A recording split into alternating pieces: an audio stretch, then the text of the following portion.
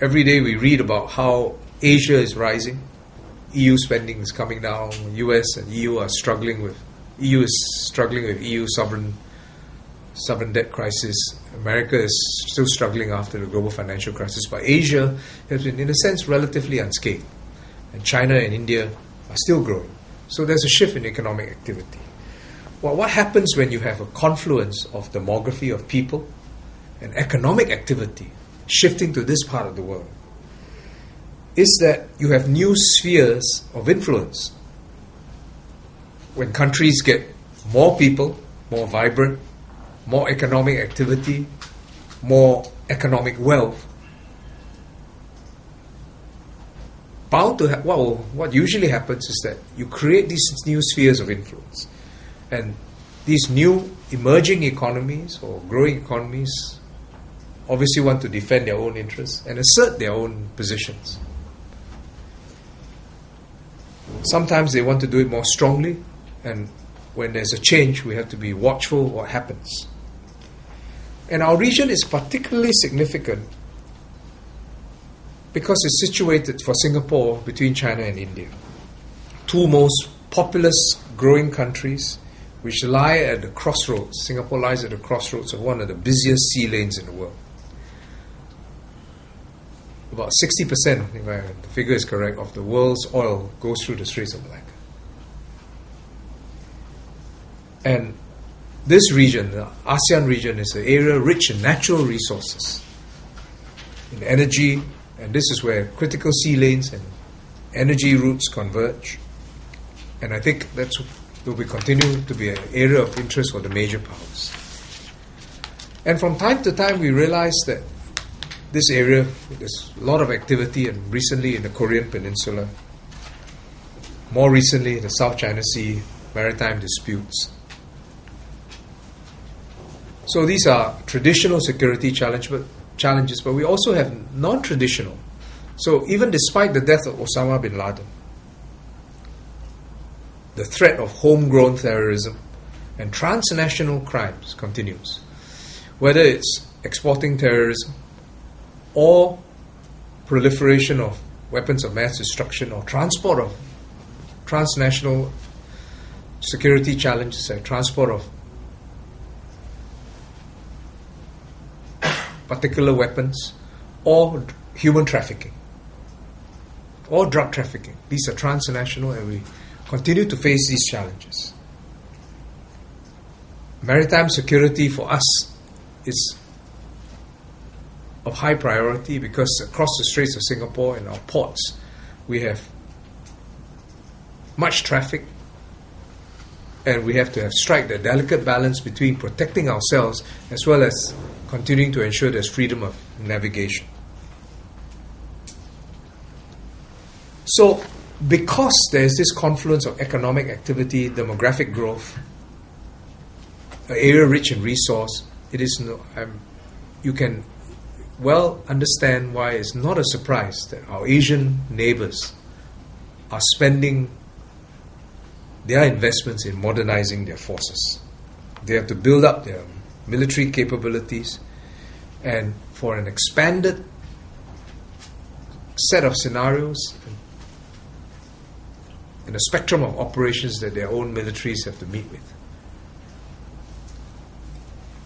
So, for Singapore, how do we then respond? I've explained to you how we've come thus far, why we are vulnerable, what our challenges are. What do we do? How do we set our own defense policies across the next decades that serves us well, just as our defense policies have served us well in the last 50 years? There are three areas. One is that national service remains critical for defense. Two, as I said, steady defense spending, because defense systems and capabilities take time to develop. And thirdly, defense diplomacy. We make friends and cooperate with others with the shared interests to shape a peaceful and stable security environment for this region and for Singapore. Let me talk about NS. Simply put, we cannot expect others to defend us if we are not prepared to do it ourselves. Nobody will come to our rescue if Singaporeans don't want to defend themselves. We are seen as a rich country, but that becomes a vulnerability if you cannot or don't want to defend yourself. And so we've talked about this for a long time. Total defense is not new, but the message is very current. It's essential for a small country like us. It's a responsibility for everyone. Defense is a responsibility of everyone. And we know the NS men form the backbone of our fighting force, so when there's a critical need, they will be the first to be mobilized. And therefore they have to be operationally ready at all times. But at the same time, because as each new generation comes up, the SAF must adapt its training methods, its platforms, to make sure that it's relevant to each new generation.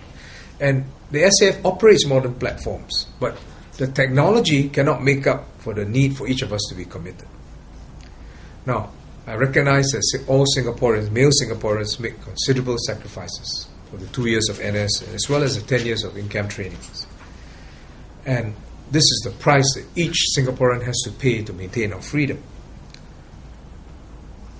We take surveys from time to time. These are properly conducted surveys with third parties looking at it. And I'm glad to note that our surveys consistently show that more than 90% of Singaporeans say they will defend Singapore should it come under threat. And this is very satisfying to me as a defense minister. It says quite a lot that our engagement is working. But despite this, I would say the SAF must continue to upgrade its training methods and equipment, because we have to maximize the abilities of our NS men today. They are different. Our servicemen today are better educated, and they are able to master new skills and operate actually technologically complex systems. Our NS men can and will do more. We've introduced new equipment, and we found that they've taken to it. These are mini UAVs that can be launched by infantries or our larger UAVs. And I think all the video gaming somehow prepares them. They're very adept to it. Our older commanders say these guys are very adept at it. They take a short time and they understand quickly the rules, how to operate these complex systems. Some of you would have seen the advanced combat man system that we employed in basic infantry units. They have equipment where you can throw a camera into a room and it sees. They operate on a video screen.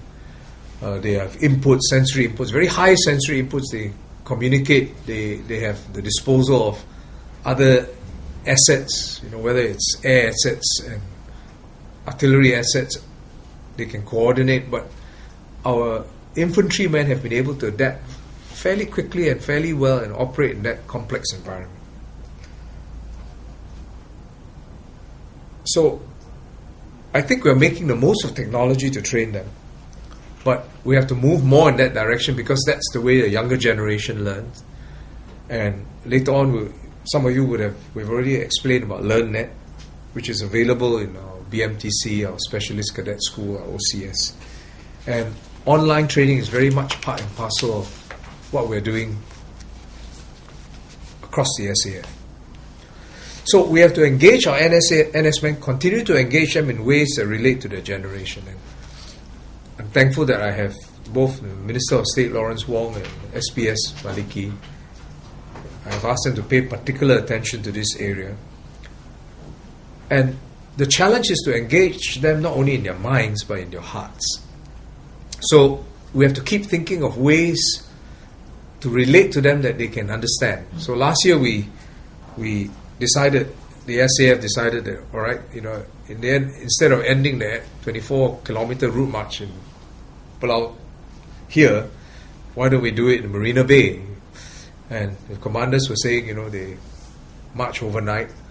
And that feeling when they go over the Shears Bridge, I don't know whether it's a feeling because they know it's going to end soon, but as they climb up the Shears Bridge and they see the skyline, and they know that their parents are waiting for them, their girlfriends, their parents, the feedback is that they get a sense that I know what I'm protecting.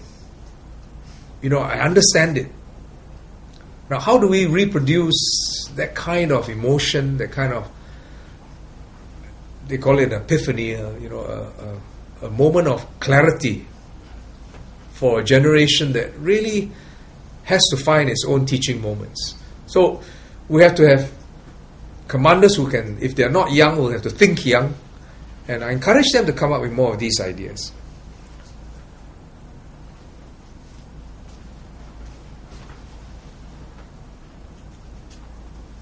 I know that we can never compensate fully NS men for their sacrifices in their service. This is the price of freedom that each of us must pay. But we will continue to find tangible ways to acknowledge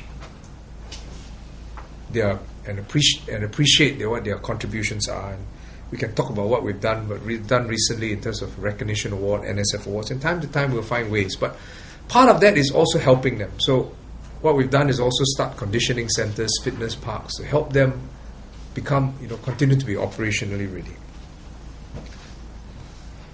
I want to talk about the second point, continued investments in our defense spending. I said I wanted to explain to Singaporeans why it's important to continue this steady pace. The starting point is that if you look at modern militaries or modern armed forces, it's very technologically dependent and complex. It requires actually quite a long time to optimize various platforms for your own defense needs, to train people, and then to integrate with other systems. So this is a bit general, but let me give you some specifics so that you can understand. If you take, for example, our frigates. Many of you have seen our frigates. We have 6 of them in the Navy. But if I just take that one slice of it in terms of their journey, how long it took for us to from conception to delivery. We started looking for a replacement for the missile gunboats in the 1990s. And when we started looking, even while we were thinking about it, our needs change in terms of maritime security, in terms of what we want to do, in terms of our manpower needs, because our manpower is shrinking, declining birth rates. So there were very complex challenges. And it took us about 10 years from deciding what we wanted, working then with DCNS to build the first one, then building 5 more here. And you're just building, as they say, the carcass, the external frigates. But the modern machinery is, you've got IT systems, you have hydraulic systems, you have mechanical systems that you need to integrate. You have weapon systems as well. You've got to have a team of defense scientists, defense engineers.